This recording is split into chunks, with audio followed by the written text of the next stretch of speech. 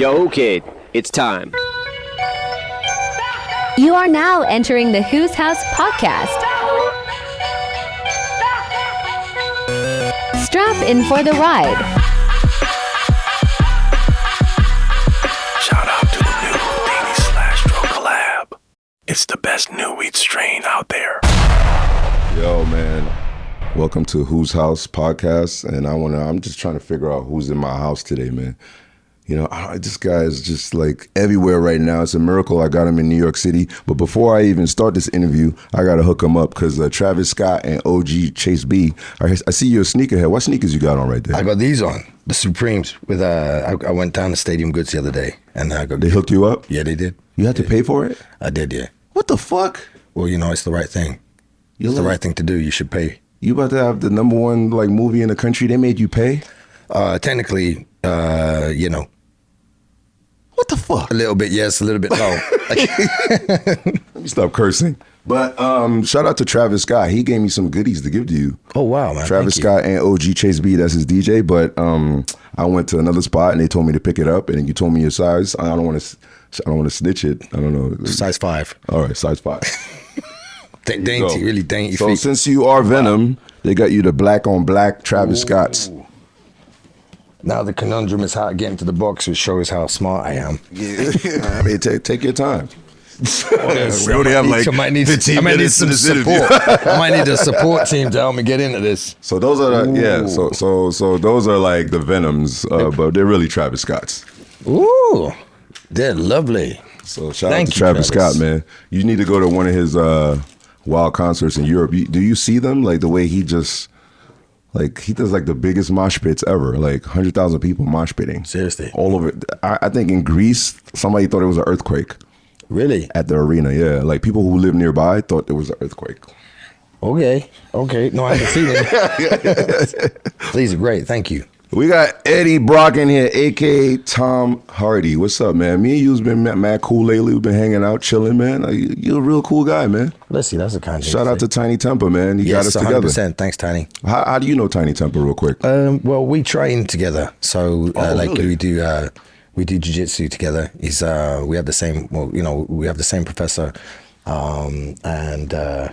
yeah. So I've known him for about 6 and a bit years now. 6 years. Yeah. Well, since we started training together. I never knew that Tiny Temper was like a fighter. He's good as well. You should see him. He just wanted short. He's like Kevin Hart, kind of. Well, I think he's my height. I'm short as well. Then I'm 5'9" at a push. You know, 5'7" with my bow legs. You know, when I walk around and cut about. But no, and he's good actually. He's good. He's a blue. I think he's on his way to purple. He's just won a competition. Wow. So he's putting himself out there, which is great, and he loves the sport. You just recently won something too, didn't you? No, I won a couple of things last year when I was blue belt. I'm now a purple belt, and I haven't compete. Oh, yet. Really? How do you get the mentality to like go up in a ring against somebody you don't know? It's not really a ring. It's a big sort of a gymnasium or a mat space, and it's much more pedestrian than that. Oh. The community is really. I don't like fighting. I don't like waiting to go on to fight. I don't like it at all. It makes me very nervous and anxious. You just want to get it over with. Yeah. But I think it's important because it's a very honest place to experience that nobody's going to come and help you. You have to deal with it yourself. And then people are watching, so there's a level of humiliation. But I think that you have to deal with, which is different to acting or going on stage, where you have a character. There's no character. You are what you is. If you don't know, if you don't know what you're doing, we'll find out. But it's good after the feeling that I get after a sense of achievement that I've done something that was uncomfortable or a bit frightening is good. You know you're on Mike Tyson's network. He has. I don't want to fight Mike Tyson if this is like at all. Not even jits. Well, his fight is coming up November 15th. What do you think about that? Him and Jake Paul.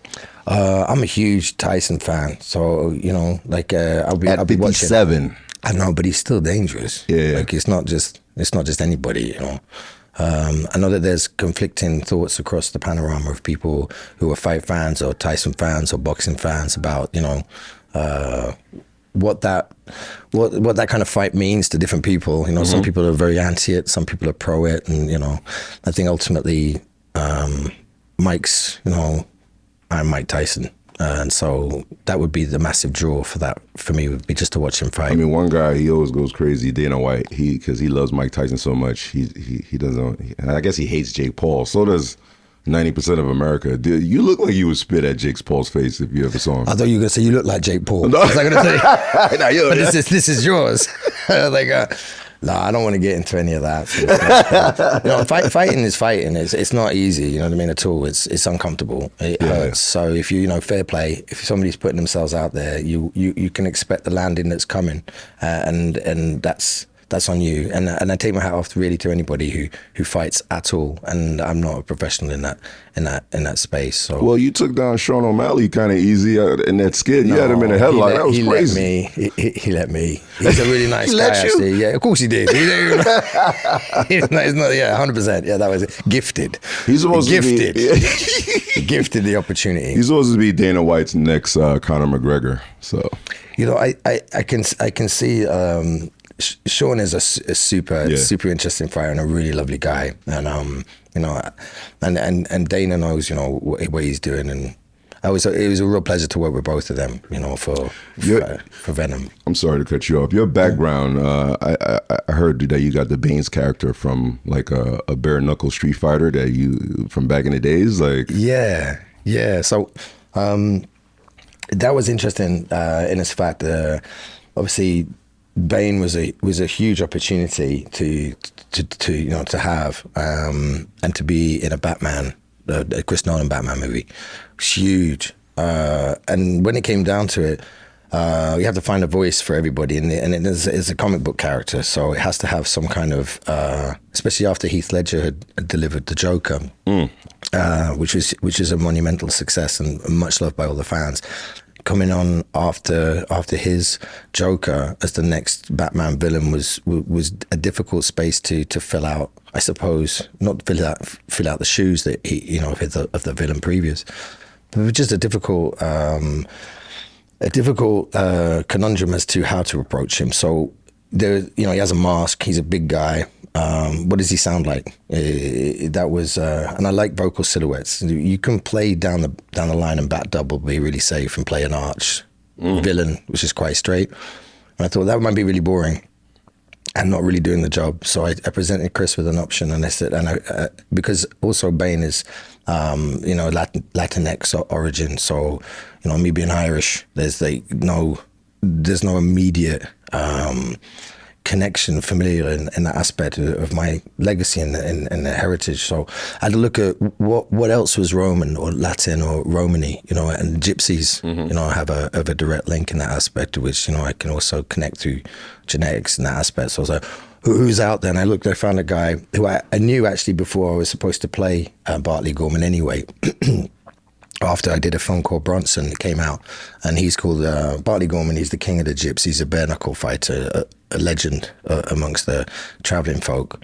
And I found his voice was super interesting because it had, am I boring you? No, you're not. Okay. If I am, let me know. If I'm keeping you turned awake. On right now. If I'm keeping you, I don't want to keep you. I don't want to keep you awake with my boring tales of like Batman villains. No, we're good. Yeah, but that's where it came from, and I was like, listen, Chris, because Chris, he's very specific about what he wants.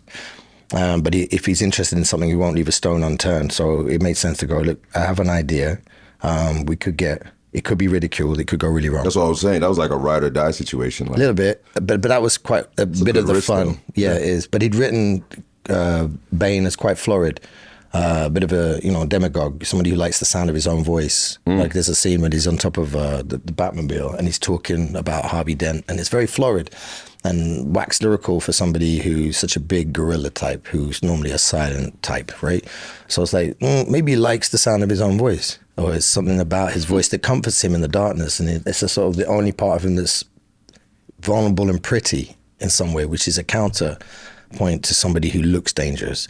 If you can present something that's frilly and soft and slightly opposite to what you're physically presenting. Remember, the ending result is ruthlessness. I liked it. Oh my God! I think, and then Chris went for it, and then that's what it is, So it's a mix of Bartley Gorman and some Richard Burton and bits and pieces. Do these characters like affect your way of thinking? Like you have to be like It's like Bane and Venom. Like they're so intense. Like, does it affect like your regular life? Like when you're babysitting your kid, and you're like, no, not really. No, I think because I am a bit of a. I think I'm a big kid in so many ways that, like, as an adult, I can get to play in an adult way, like a child would play when they were, small naturally with their whatever toys, and then they give voices to their toys. I'm just the toy in this experience, but I get to play on a big field. So I get the joy of playing like a child, but with the grown up humiliation of making a mistake and people judging and saying that was shit. Whereas kids, you don't go up to them and say, well, that doesn't look like a spaceship, it's shit. You know what I mean? Your Lego sucks. You don't say that to kids, but they do say that to actors. Hey, this is DJ WHOO Kid from the Who's House podcast. The NBA is finally back. A new season means new ways to get into the action at DraftKings Sportsbook, an official sports betting partner of the NBA. Who's draining threes out there, man? Who's draining threes from beyond the arc? Who's crashing the boards and grabbing rebounds? Tell me who. Get behind your favorite players and the prop bets you can make on DraftKings. First time, new DraftKings customers bet $5 to get $200 in bonus bets instantly. You hear me? Fast. Every point counts with DraftKings Sportsbook. Download the DraftKings Sportsbook app and use code Who's House. That's code Who's House. WHOOSHOUSE for new customers to get $200 in bonus bets when you bet just $5. That's it. It's only $5, man. Don't be cheap. Only on DraftKings, the crown is yours.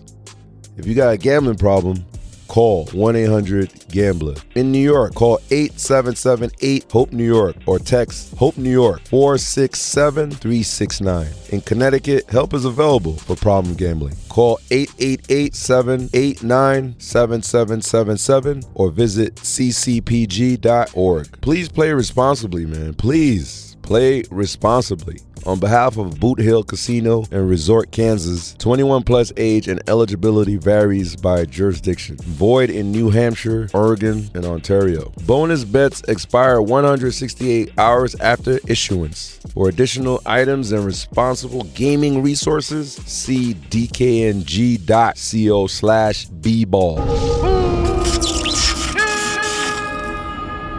what was your favorite comic book as a child? I liked a book called The Nam, actually, which is only run for 1 year, and it was in the back of The Punisher. Oh, and it was wow. about Really? tour of duty in Vietnam, yeah. Like, I mean, back I then, wish they did more of those, actually. They only did one. Was it called The Nam? Yeah, just The Nam. It was like a war comic book or It's something? about, a tour of duty in Vietnam. It's just and it's a real world comic book, so it wasn't Really? like a superhero. It was like Dispatch, as it were. But it was good. It was a good. And when I grew up, it was it was like the time that Full Metal Jacket, Platoon, Hamburger Hill, Apocalypse Now. Vietnam was like a very taboo subject to have on movies. It was only like 10 years after the war had finished. So that was the kind of I suppose the stimulus that I was getting from the television and from, I suppose, what was newsworthy or filmworthy at the time was those movies. So that comic book resonated. What hood are you from? I'm from London, so I don't know why that resonated. I heard it's in Richmond. I'm from the leafiest, easiest streets you could possibly walk on. You could eat your dinner. It was cool? It wasn't rough? No, not at all. No, it's not. Okay. If you can find trouble, if you want, anywhere, anyone can find trouble. If you want trouble, you can find that anywhere. I mean, all I could see is like when I do research on you, you had a wild journey to get here. Like, who was the one that made you get into acting? I mean, you were like rapping back then. You were in some wild movies and stuff like that. But It depends what you mean by wild. I mean, there's always an uncle. There's always a homeboy. There's always like it's my mum. Your mom? Yeah, my mum. My Really? mum was she was very positive. I don't have any brothers or sisters, and I've pretty much failed at school. At anything, my attention span's very short. Or I'd prefer not to be there. So you used to trick your mom with your acting skills, like I learned to manipulate from a very young My dad age. always knew when I was bullshitting, when I was crying, like the fake crying, to get him to feel sympathy. It depends I how was a bad hard you actor. go. It depends how hard you go. Do you know what I mean? There's, like crying is a very basic level of like manipulation. Do you know what I mean? There are ways to. Is that the hardest to figure out, crying? No, you have tear stick. You can just put it on your They eyes. do that. They put dewdrops on your face and stuff like that. No. So right, okay. So like eucalyptus oil. What? Have you heard of eucalyptus? Yeah, Well, okay, of course, yeah. So or Vicks, where you stick up your nose when you have a cold or a blocked nose. You can take that Vaseline stick and you put it under your eye, and it makes your tears come. So you don't have to work for it all. Oh, so I don't have to think about like some ex-girl that No, that's a waste of deaded me. everybody's time. Do you know what I mean? Like, Really? if we need to get this scene shot, just put the And that's it's acting in a can. It's called Krillin. I think it's Krillin. I'm learning a lot today. And it's called tear stick. Get yourself a tear stick. It saved me years of training. Don't get me wrong. I can I can emote and find tears, but if I can't be bothered, I can still translate that. Yeah, no, it'll make you. Also, tear stick can give you a really interesting. If you put tear stick on at the right amount, it will glass your eyes over and create a gloss over your eyes that creates a filter that is quite disturbing on camera. So people will not quite understand because the camera will pick up minute details. So if you're in close up and you use a tear stick to varying degrees before tears, you can also add another layer of mask work onto your look. I'm going to get you some. I want to get some It's like because tear gas in a can. my job as doing radio, I got to listen to all these horrible tracks like demos. I need that tearing thing so they could see that I'm like Emotionally moved and by they the leave me work. alone. Like, Oh, okay, yes. Let's let WHOO Kid chill. He's crying. Look at him, look at rocking in the corner, like bubbles of snot dribbling, crying. What's up with your son, man? He's the reason you became Venom. He actually approved your situation. He had no choice. He had no It choice. didn't matter, none, zero. You know, that was above his pay grade. But what he did have, a saying was like whether or not I was convincing, and boy did he let me know what was working and what You wasn't. didn't like the Bane character? Yeah, but the thing you got, kids are a real. They're very, very honest in a way that there's no shade of sunlight distinguished. There's no integration point. You're either in or you're out. And he would be like, I said, what was one time I said to him? It's hard, this, He goes, yeah, but you're not Spider-Man. Oh, What do you mean? Because it's not like you're. did not say No, that. 100%. So it's not like What? it's not like you're Tom Holland, or Ryan Reynolds in Deadpool. You're Venom. I was like, dude, it's hard to get on the pitch. I hope your son is not the reason why you be trolling Tom Holland out there. I don't troll Tom Holland. He's a good lad. You always know what I mean? calling him out, man. At Comic-Con, you said you would fight him. No, I said I'd immediately. fight Spider-Man Oh. all day. And I believe I read an article that he said, and I should pull it up because actually, like, an elephant never forgets, and I shouldn't take it personal, but like I do. Anyway, and he said, I think I should kick. Venom is definitely somebody that I should kick the ass of someday. I was like, boy, there is somebody stood behind that character, which is the eye. And which part of the eye's ass are you going to kick, son? It's like movie beef. But It's like rap beef. Yeah, no, he's fun. I love Tom. He's awesome. He's the best Spider-Man ever, and I'd love to work with him if the opportunity arises. I mean, the whole world is dying for you guys to combine the universe. Like, It would be great. I'd love to do it, I I know you put my can't hat say in the that ring. because your publicist is No, you got it. But it's beyond our. It's also beyond our pay grade in that aspect. But if the opportunity arises, I'm all in. I'm all in now. Which toy cost the most, Bane toy or Venom toy? To buy for you? Yeah, like to buy. neither. You A get resale gifted. value. We gift you these. Oh, yeah, we yeah. can Oh, gift you Bane like toys. that. Nicole, can we find some Bane toys? I don't know if I lied. Which one do you personally like? Like, I know they As a made the toy? toy. You saw it. Well, for my kids, I'd like to collect like anything Mm-hmm. that's memorabilia. So I have both. Okay, but there's which one you like the most? So you It's cool. It's like both of them Okay. characters that I've been a part of. This Like, guy won't it's not- snitch on it either, man. Nah, who Only gets, rappers can't snitch. You can snitch. Who gets it? No, it's beyond me. But no, to have an action figure made out of someone you made is awesome. Sorry to interrupt you. Which suit did you like? The Spider-Man logo on Venom or Venom in all black? I'm Venom all black because that's the team that I'm on, But like how we figure out how to get a Spider-Man logo on the chest is an entirely huge other can of worms. Wow, man. That's a good answer right there. Let's go back to Richmond. What's this MF Doom? This MF Doom thing? Like, give me the 101 on that real quick. But he's like that. Richmond is not. I believe he was born in Hounslow. Okay, which is about 3 to 4 miles away. You interacted with MF Doom back then? No. I just in the same way that I recognised that Slick Rick is from, I believe, Streatham or Stockwell, which is southwest London as well. It's nice to see Slick people. Rick. Holy shit! The ruler, yeah. It was nice to see people from the neighbourhood, and it's a very small place, London. When you know, as the crow flies. So he's super close. He's the bastion of his manor. Both of them, they're within sort of 4 to 6 miles. You ever saw MF Doom's face? No. Well, only, but only without the mask. Like back then, it was like Dizzy Rascal and all those guys. Like, what were you into? What rap were you into mostly? Oh, the Dizzy Rascal, and then there was Kano, and there's loads. Kano, wow. Yeah, but that's a slightly different setup because London has grime, drill, has MCs in a different manner. Hip hop is has a different relationship to, in my understanding anyway, to transcribing and how people operate when they come to MCing in the UK. So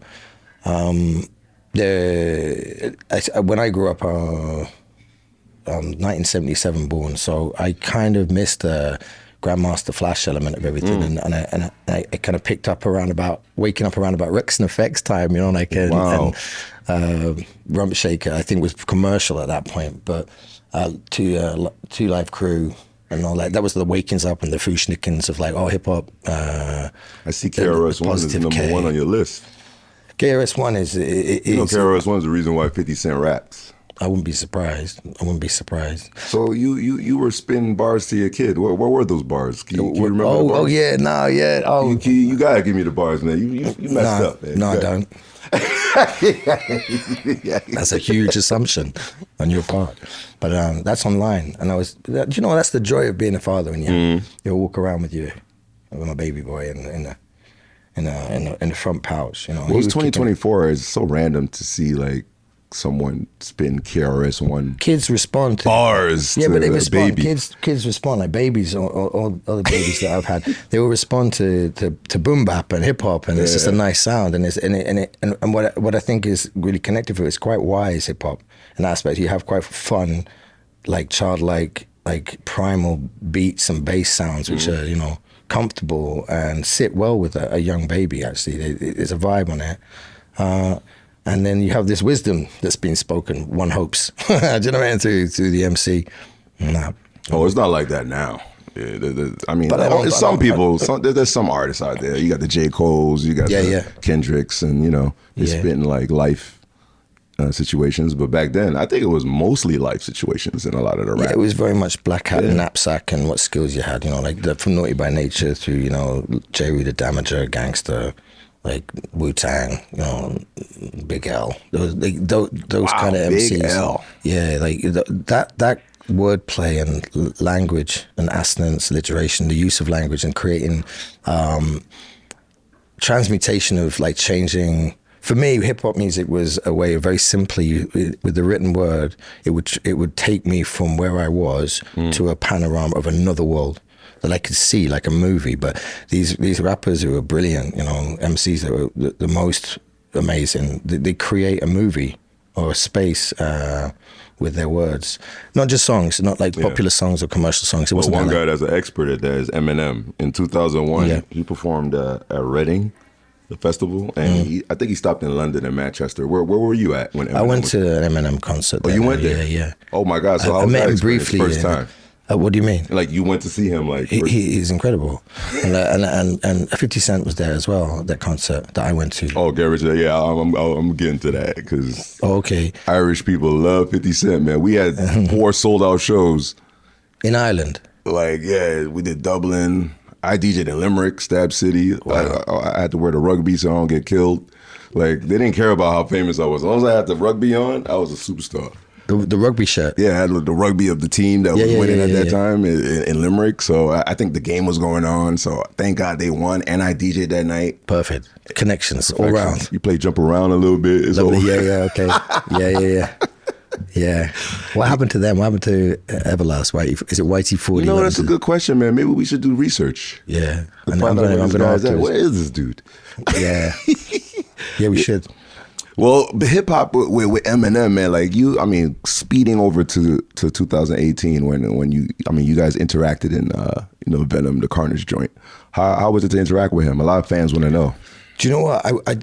What's your experience? I didn't interact with him. Really? It was all CGI? No way. Wait a minute. Like you never linked up with him? Like there's so many the only clips time I've ever met him was when I went to his concert, and I felt sorry for him because it felt like I got ushered to his dressing room backstage to say hello, and he had to take a photo with me, and I felt like a right dick. Do you know what I mean? And it was like, clearly he's a nice guy, man. He's nice, but he had to go on stage. Do you know what I mean? So it was like he's prepping to do his job, and then some idiot like me comes in and it's like, hey, it's like just deadpanned me. I was like, okay, this now is not the time. We'll save this for another time. And then I haven't met him since. So is there an Eminem song that changed your life, like you fuck with, like heavy? I don't think it's necessarily a single song that changed my life. Okay. I think the contribution that he's given to the community is kind of like huge. Gave you a little push. I think the initial arrival of him was the big one, from stand up. The Slim Shady, when he first arrived. Classic. Like, who is this guy? And his sense of humor and his lyricism was really on point. I know that I also got sober 23 years ago. Oh, wow. Congrats. So there was a period, I was watching him from a distance and going, okay, yeah, I identify with other stuff that is going on there. He can't catch a break in America, because they don't, he gets the GOAT, stamp, but some people just like, oh, he's a white rapper and all this stuff. I mean, I don't see color when I see Eminem, Do you know what I think? It's very difficult because even if somebody is as you say, the GOAT, there were lots of GOAT statuses for people right across the panorama of the hip hop community that I could identify, quite quickly, like 2 or 3 off the top of my head, from Rakim, to like Biggie Smalls. You could say Tupac. There's lots of people, you can individuate and say why you feel that they've contributed in a significant way. But I think there's also going to be, I know some people talk about hating, but what's interesting is what somebody subjectively feels switched off by. It doesn't necessarily mean that their opinion has any value in the space of what it is that the person is trying to do. And that should be left to those who ultimately do that in the field, in many ways. So I think when anybody breaks out of their peer group, like, I suppose, like, what I'm trying to say is when I act or I work on a character, I care about what I feel about what I'm doing. And in comparison, the only people who I really care about judging my work are those who can do what I do. So it's like I want to hear their feedback and their criticism. Ultimately, we're there to entertain people. But the criticism that's most, apart from, hearing the fresh voice of somebody who's a fan who said, have you thought of that? Which, that's good to roll into the work. It's really the peer group of people who actually do the thing that I'm trying to work with, and hear what they have to say. I've been in the UK a million times. Is Tupac's number one in your list or Biggie? Biggie. Biggie's number one in your list? Yeah. I thought Tupac is more like, military, more went against the grain. I think it's subjective, personal, isn't it? I think for me, I completely understand the Tupac, why Tupac and Biggie are proffered as two icons whereby you choose somebody, okay?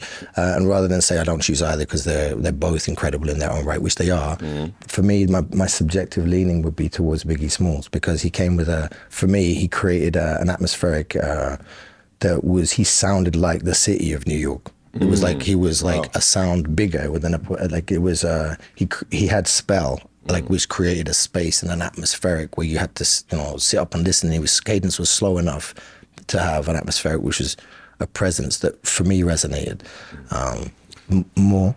But that doesn't mean that I think that one is better than the other. This is who I prefer. That same day, you linked up with 50 Cent. I see you took a photo with him. Did you chop it up with him? Or what did Get Rich or Die Trying do for you back then? I'm a big fan of 50 Cent, but I keep bumping into him in really random places. Yeah. Don't snitch on that, please. Don't snitch. No, just really random places, like in a hotel, like saunas, or like somewhere. He just happen to be there, and always give him a big hug. I don't think he knows who I am. Well, I'll go out to him like, He knows who you are. He knows who you are. I've always got a big hug for him. Like, I can't believe how that whole Get Rich or Die Trying movement was so. It just took over the UK. Like we did Top of the Pops a million times. Like we were like, it was like we could be there for like 3 summers straight. Yeah. Like, the music was so crazy to y'all like that, like PIMP in the club, like what up, gangsta. It will still have that impact Men. as well. You know, it'll still have that because it was a time, it was a moment that and nostalgic as it is now, it would still have that. I mean, if you listen to like it's still going to be an anthem in the club today as it was back then. But he's like a mogul now, movie star. I mean, Hollywood Walk of Fame. He even owns his own studio now. Like he's doing better than any of us. Well, is that what you're striving for? To own your own studio? No, I'm striving for a quiet. Well, like I just want to die well. I mean, the checks are so big, you don't even need a studio. No,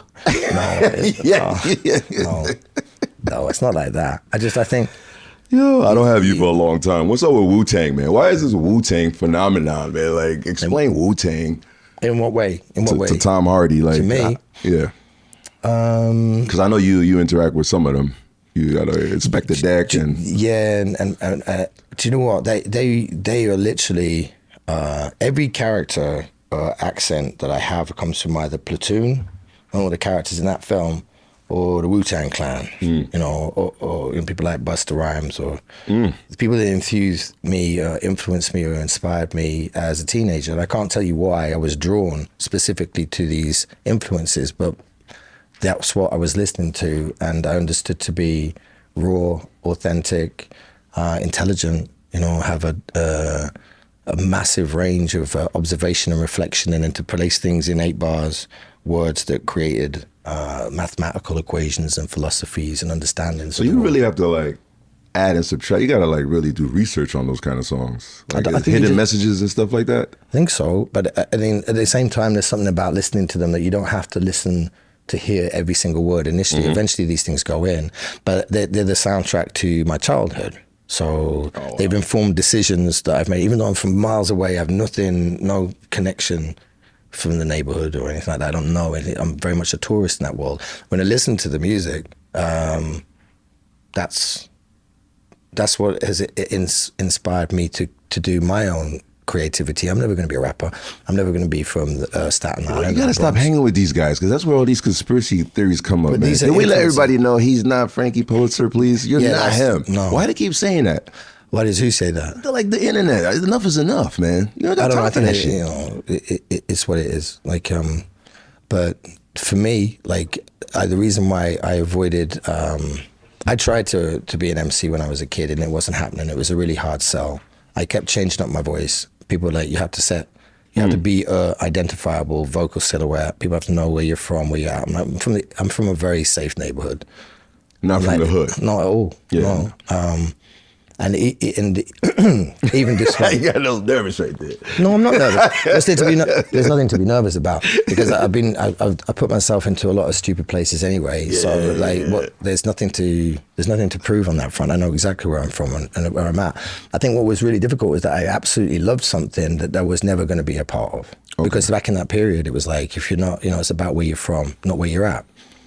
Now I think things have changed. I think it's a much more open environment for the artistry. And in fact, even back then it was. So people have told me now, who I've made friends with, who I respect and who have influenced my acting, they said, nah, man, you were always welcome.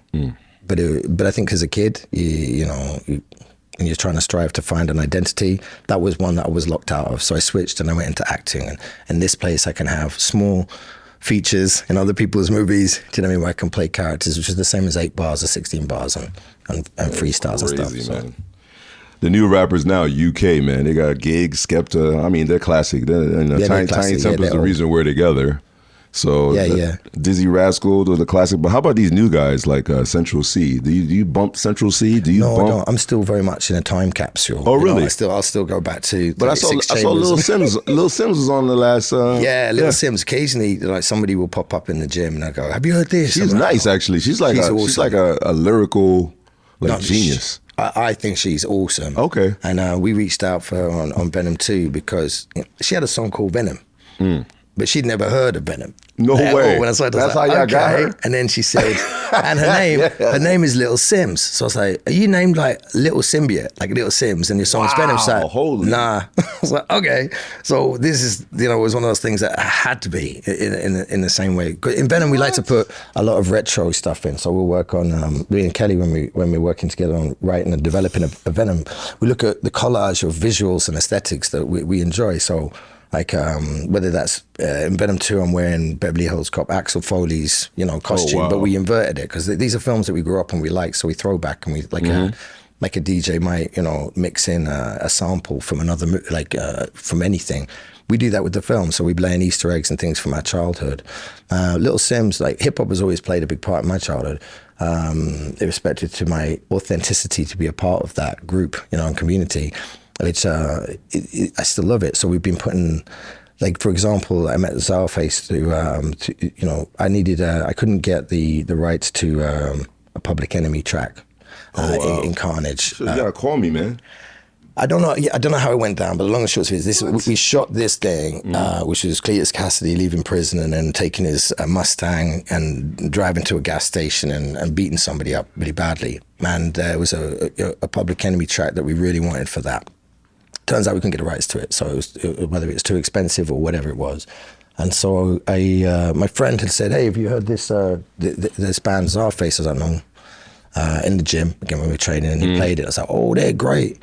And I reached out to them to say, look, can you build a track just for this place where we need Public Enemy, but we don't have Public Enemy, but you're amazing. Can you create something in that space? They're huge comic book fans, and they're cool, really cool people. Seamus put together, with Inspector Deck, a track for us there, good guys, bad guys. And it just sat really nicely in the spot, and very grateful for that. So always trying to put, where I can, authentically good material in the pop. Well, we gotta put you up on Future, man. That rapper, he's like big out here. Okay. I'm gonna play a Future song because you gotta get out of here soon. I need to know more. I always need to know. I gotta put you up on Future. So you don't know Lil Yachty. Can you send me playlists? Can you send me you a playlist? Yeah, well, things to bring me out of the darkness, because I'm like clearly an old man sat in a cave, and I'm like, I need a care package. You need to tell me who's who, what's what, and what's going on, because I'm living in like 1993 and 2000, and I'm happy there. But if you want to drag me into the future, I would need help. We got like 2 minutes, man. Venom: The Last Dance, man. I see Andy Serkis is the evil guy. I kept it secret for. Did that come out? Yeah, whatever. When did that come out? The irony is originally it was me. Really? Yeah, but then they were like, you can't be Eddie Murphy in this. You can't play everybody. You can't play everybody. I was like, I can play everyone. I'll play everything. And then they were like, no, that's a joke. We knew from the get-go that Andy's like the king of mocap. Well, Last Dance is basically a Tom Hardy special because you co-wrote it. So we're getting like your ideas heavy on this one, or I see a lot of dogs. I see a lot of animals. I love a dog. I love a dog. Yeah, we'll do that. To be honest, like I didn't co-write it. I co-wrote the story with Kelly. She's far superior and more qualified writer than I am. I just talk at people, ideas. So definitely Last Dance is not a musical because I went to see The Joker and I was a little pissed off. So. Yeah, no, actually action-packed. There is a moment of a musicality in it. But it's not a musical. There's no Lady Gaga singing or none of that stuff. No, there isn't. I'm surprised that the response for The Joker, Folie Deux or whatever it's called, because Joaquin and Gaga should do that idea is a great idea. He was amazing in one, but it's just I haven't seen it, but I can understand like how that could have worked, and I don't. It's kind of sad to see a response to something that they set up very well the first one. So it's a bit of a shame because I want people to win when they've got something good to do, and they're doing the work.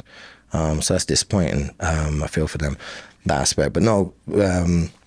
Last Dance is not a musical. It's a big, epic final sort of salute to the franchise, and it's all it's Kelly Marcel's first film as well she ever directed. Oh wow! Yeah, not even a short film or an advert.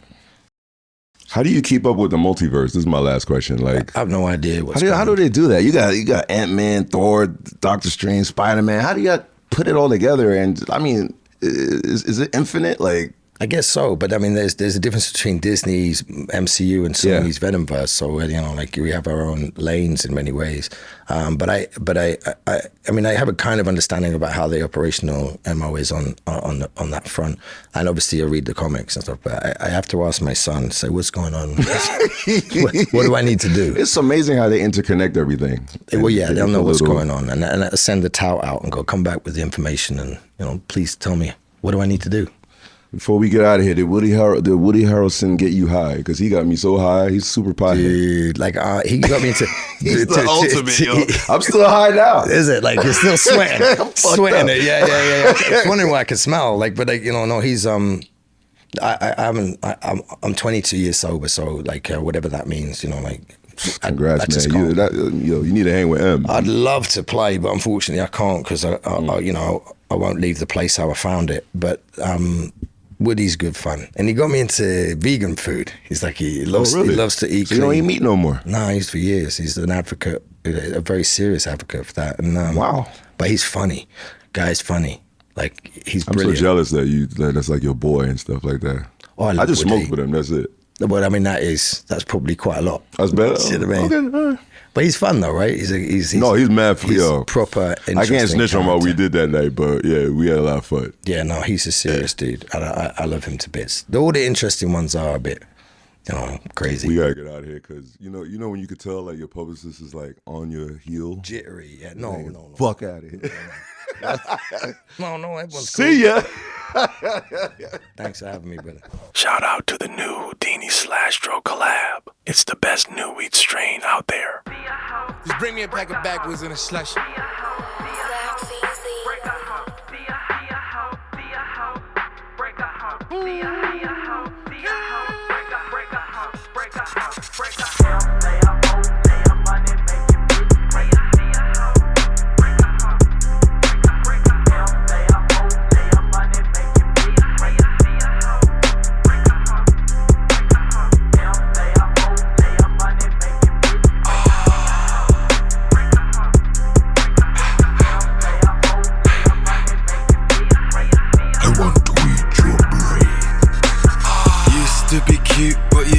Up your pussy juice. Man's telling lies in the booth, but it should be truth. Man's traveling with the ball, but it should be hoop. Man spent the whole damn advance and he couldn't recoup. It's me, put that work for the crew, but it should be you. Dog, you move shook for the gang, that's a Scooby-Doo. What's the word? I'm with Herb and that's living proof. And my bitch fabulous, but won't chip a tooth. I don't get the science, fam, your music's whack. How you get the clients, and he got grab up. Pussy stop the crying. Pussy got stab up with the household appliance. Pussy got bad up, and my block's badder. Who you smoking on? Who you got grabber? You just blabbering, you a top blagger. My big cocky in your chest, that's a block bladder. You a hoe cause you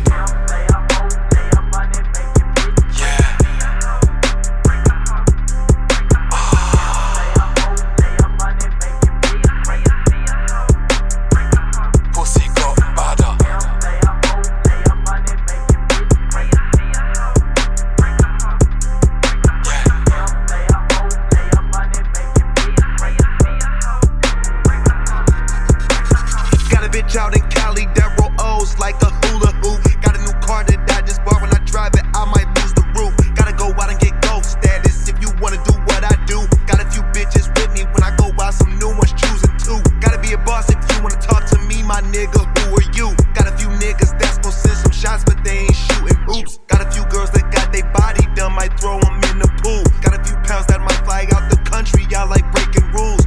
I don't play to lose, baby girl, I play to win. She gon' let me hit it from the back and don't go on a date again. She gon' let me pull out all these racks, make niggas put they wager in. I'ma hit and don't call her back, I'm on my rockstar ways again. Fuck your hater friend, tryna count the money I made again. You ain't got enough arch in your back, baby girl, make it bend. No, she gon' let me fuck, even though she said I can't again. 10 bitches at my crib, they say they wanna stay again.